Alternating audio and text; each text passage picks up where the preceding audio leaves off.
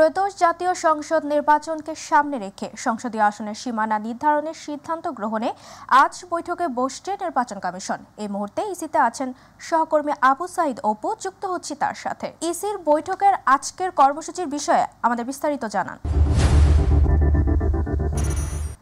ধন্যবাদ আপনাকে। আপনার মাধ্যমে আমি একটু দর্শকদেরকে জানাতে চাই যে আগামী ত্রয়োদশ জাতীয় সংসদের নির্বাচনকে ঘিরে কিন্তু নির্বাচন কমিশন একদম তাদের যে প্রস্তুতি এবং সাংবিধানিক যে স্বাধীন এই প্রতিষ্ঠানটি তাদের প্রস্তুতি তারা এগিয়ে নিচ্ছে। তবে এগিয়ে নেওয়ার মাঝেও কিন্তু একটি বিষয় আছে যে কোনো জাতীয় সংসদ নির্বাচনের আগে সীমানা সংক্রান্ত জটিলতা নিরসন এবং প্রার্থীদের আচরণ কেমন হবে এবং কোন কোন রাজনৈতিক দল ভোটে অংশগ্রহণ করতে পারবে সেই বিষয়গুলো নিয়ে কিন্তু আজকে ঠিক 11টার দিকে নির্বাচন কমিশনের যে প্রধান নির্বাচন কমিশনার রয়েছেন এম নাসির উদ্দিন, তার সভাপতিত্বে একটি সভা অনুষ্ঠিত হবে এবং সেই সভায় এই বিষয়গুলো নিয়ে আলোচনা হবে এবং নির্বাচনী রোডম্যাপ নিয়েও কিছুটা আলোচনা হবে, যেটা বিভেদের অংশে রয়েছে। তবে আমরা যতটুকু জানতে পেরেছি ইতিমধ্যে 65টি দল তার নিবন্ধনের জন্য আবেদন করেছে এবং 660টি এলাকার যে সীমানা নির্ধারণ যে পূর্ণ বিন্যাসের বিষয়টি সেটি তারা নির্বাচন কমিশনে আবেদনের তথ্য আমরা পেয়েছি। তবে জনসংযোগ কর্মকর্তার সাথে আমরা কথা বলে যতটুকু আমরা জানতে পেরেছি এবং প্রধান নির্বাচন কমিশনার যে ব্যক্তিগত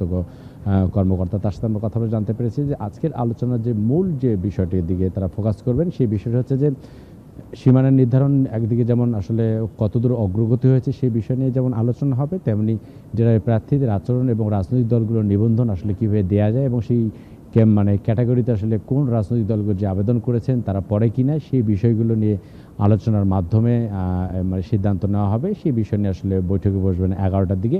এরপর পরে হয়তো আমরা গণমাধ্যম কর্মীরা এখানে অপেক্ষা করছি, তারপরে হয়তো আমরা নির্দিষ্ট করে জানাতে পারবো যে এই দুটার বাইরে আর কী ধরনের আলোচনা হয়েছে, যে আলোচনাগুলো আগামী ত্রয়োদশ জাতীয় সংসদ নির্বাচনের ক্ষেত্রে অবাধ সুষ্ঠু নিরপেক্ষ নির্বাচনের যে চ্যালেঞ্জ সেটি আসলে কতটুকু বাস্তবায়ন হবে সেটি আসলে সময়ে বলে দিবে। তো আসলে এটাই ছিল আমার কাছে নির্বাচন কমিশন সচিবালয় থেকে সর্বশেষ খবর।